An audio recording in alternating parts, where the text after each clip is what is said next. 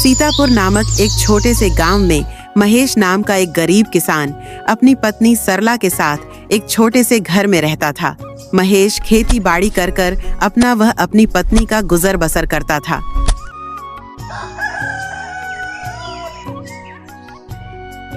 महेश एक दिन अपनी पत्नी सरला से कहता है, भाग्यवान, अब खेती बाड़ी भी अच्छी नहीं हो रही है। इस वर्ष बारिश समय पर न पड़ने पर किसी की भी फसल सही से नहीं हुई है। अगर ऐसा ही चलता रहा तो एक दिन हमारे खाने के भी लाले पड़ जाएंगे। ऊपर से हमारी जमीन जमींदार के पास गिरवी रखी है। अगर उसे समय पर पैसे नहीं दिए तो पता नहीं वो क्या करेगा। मेरे तो कुछ समझ नहीं आता। अब तुम ही बताओ, भाग्यवान, मैं क्या करूं? हाँ महेश जी, इस वर्ष तो मानो सारी मुसीबतें हमारे ऊपर ही आ चुकी हैं, पर मेरे पास एक रास्ता है जिससे हम इस सारी मुसीबतों से निकल सकते हैं और अपना जीवन खुशी से व्यतीत कर सकते हैं। ऐसा क्या? फिर मुझे भी बताओ, तुम्हारे पास क्या रास्ता है?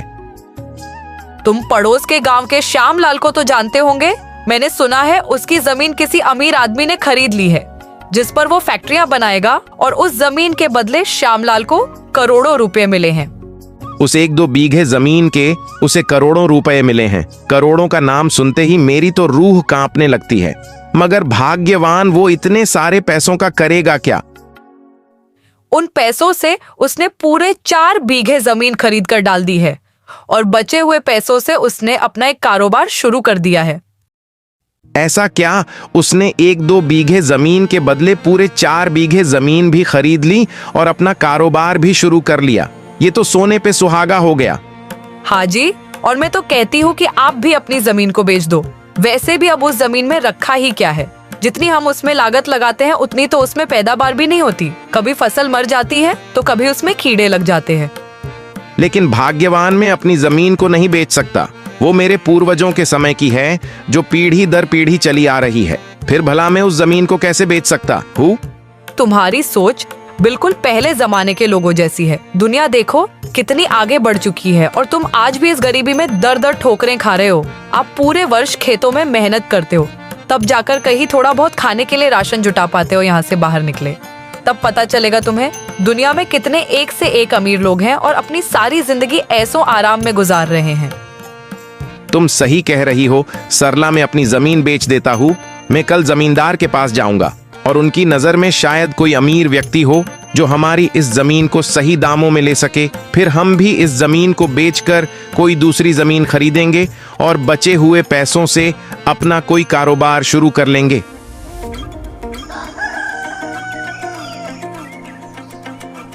फिर अगले दिन महेश जमींदार के घर की तरफ निकल जाता है।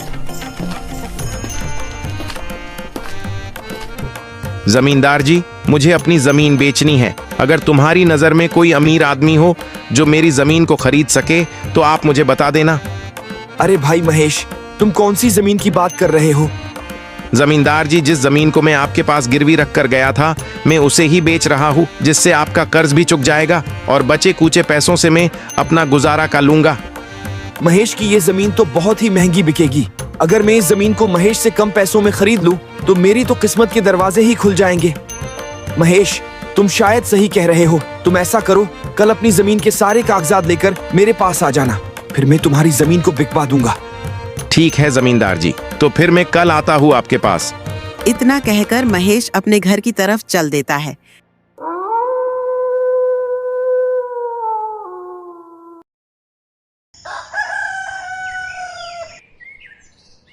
अगले दिन महेश जमीन के कागजात लेकर जमींदार के घर पहुंच जाता है। ये लो जमींदार जी, मेरी जमीन के कागजात मैंने इसी बड़ी ही हिफाजत से अपने पास सवाल कर रखा था। जमींदार अंदर ही अंदर सोचता है कि कैसे महेश से इस जमीन को अपने नाम कराए। फिर कुछ समय सोचने के बाद वो महेश से, अरे महेश, तुम्हारी ये जमीन तो सरकारी है, ये तुमको किसी ने बताया नहीं।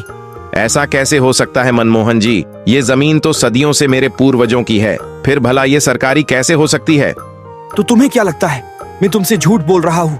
जो इस कागजात में लिखा है वही सच में तुमको बता रहा हूँ। अगर तुमको मेरी बात पर विश्वास नहीं तो और किसी को दिखावा लो। पहले के जमाने में लोग किसी की भी जमीन ले लेता था। जमीन पानी की तरह मुफ्त में मिलती थी। मेरे पिताजी ने मुझे बताया था कि उनके दादाजी ने 20 बीघे जमीन घर के नौकर को दान कर दी थी। अगर वो जमीन आज हमारे पास होती तो कम से कम वो 50-60 करोड़ की होती। पहले जमाने में किसी को क्या पता था कि ये सरकारी जमीन है या किसी और की। तो जमींदार जी, अब मुझे क्या करना होगा जिससे ये जमीन मेरे नाम हो जाए? आप कैसे भी करके इस जमीन को मेरे नाम करवा दो, मैं आपका जिंदगी भर एहसानमंद रहूंगा। भाई महेश, ये सरकारी जमीन किसी के नाम नहीं होती, इस पर सिर्फ सरकार का ही हक होता है। अगर किसी और को गलती से भी पता चल गया कि तुम्हारी जमीन सरकारी है तो वो जमीन के बारे में सरकार को बता देगा और फिर सरकार तुम्हारी ये जमीन तुमसे छीन लेगी। किसी से तुम जमीन के बारे में बात मत करना, और हाँ, जमीन के कागजात दिखाने से पहले 100 बार सोच लेना। किसी को थोड़ा सा भी भनक पड़ गया तो तुम्हारी जमीन तो गई। जमींदार जी, अब हमारा क्या होगा? मेरे तो कुछ समझ नहीं आ रहा, आप ही कुछ मदद करो।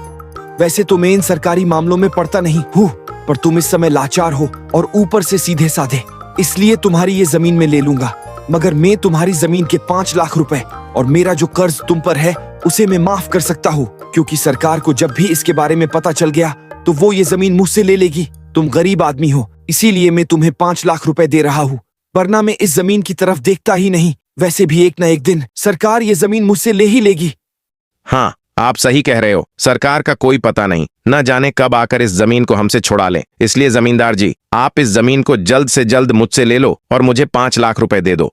जमींदार महेश से जमीन के कागजात पर अंगूठा लगवाकर उसे 5 लाख रुपए दे देता है और जमीन को अपने नाम करवा लेता है। महेश पैसों को लेकर अपने घर चला जाता है और घर पहुंचकर सारी बातें अपनी पत्नी सरला को बताता है। महेश की बातें सुनकर उसकी पत्नी के तो होश उड़ जाते हैं। ये आपने क्या किया? करोड़ों की जमीन आप 5 लाख रुपयों में दे आए। एक बार मुझसे पूछ तो लेते। उस जमींदार ने तुम्हें मूर्ख बना दिया और आप भी उसकी बातों में आ गए। हे भगवान, अब मैं क्या करूं? आप एक भी काम ठीक से नहीं करते। आप उस जमींदार के पास मुझे ले चलो, मैं उससे बात करूंगी। महेश सरला को जमींदार के पास लेकर जाता है। तभी उसे रास्ते में उसका दोस्त भरत मिलता है। क्या हुआ भाभी, इतनी जल्दी में तुम कहाँ जा रही हो?